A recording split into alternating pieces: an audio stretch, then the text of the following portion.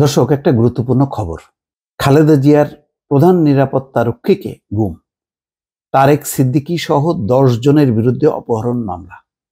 আমি এই মামলা সম্পর্কে কিছু বলবো না, কিন্তু এই তারেক সিদ্দিকী নিয়ে কিছু বলতে চাই। তারেক সিদ্দিকী হলো একজন ঠান্ডা মাথার খুনি। বাংলাদেশের সেনাবাহিনীকে নষ্ট করার পেছনে যদি প্রধান কোনো দায়ী ব্যক্তি থাকে, সে হচ্ছে তারেক সিদ্দিকী।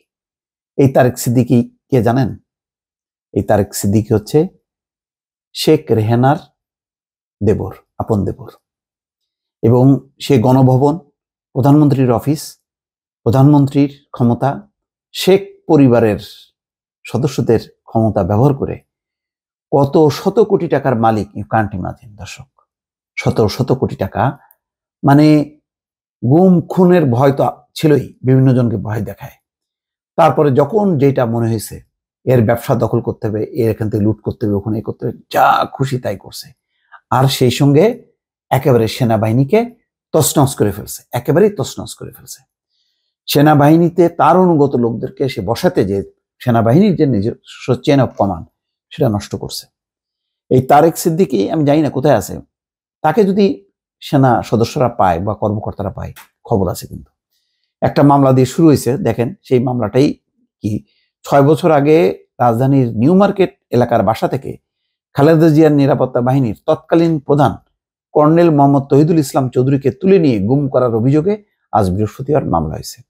মামলার সাবেক প্রধানমন্ত্রী শেখ হাসিনার প্রতিরক্ষা উপদেষ্টা মেজর জেনারেল অবসরপ্রাপ্ত তারেক আহমেদ সিদ্দিকী সহ 10 জনকে আসামি করা হয়েছে। সিএমএম আদালতে আজ বৃহস্পতিবার মামলাটি করেন মোহাম্মদ তহিদুল ইসলাম চৌধুরী নিজেই।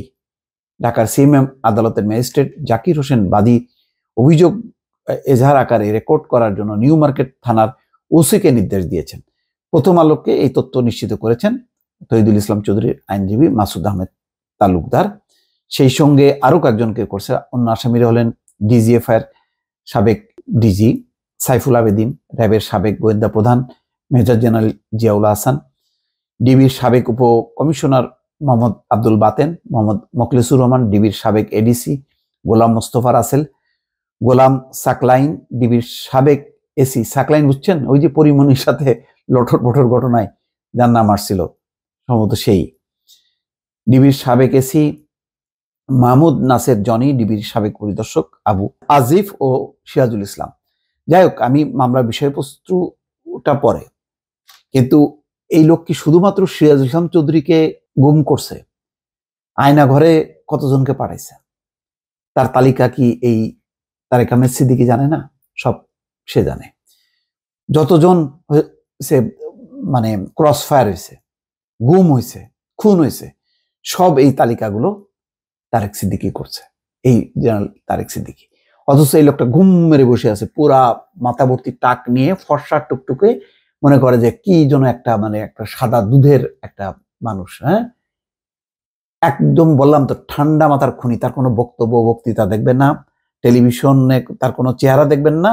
ওই খুনিরা যেটা হয়, নিজের আড়াল করে রাখে, চুপচাপ থাকে, পিট পিট পিট পিট করে কথা বলে, আর ওই ভেতরে ভেতরে তালিকা করে।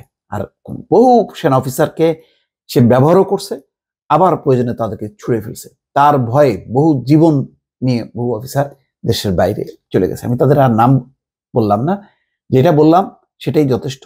শুধু এইটুকুই বললাম যে মূল কথা, যে তারেক সিদ্দিকী হচ্ছে একজন ঠান্ডা মাথার খুনি, এবং সামরিক বাহিনীকে যতখানি সেনাবাহিনীকে ক্ষতি করছে এই লোকের হাতে হয়েছে। সুতরাং এই লোকের কে আমি জানি না শেখ হাসিনার সঙ্গে একই এতে পালাইছে কিনা। দ্রুত তাকে গ্রেপ্তার করা এবং তার অপকর্ম যা যা করছে তার একটা বিচার হওয়া উচিত। দর্শক, ভালো থাকবেন। আল্লাহ হাফেজ।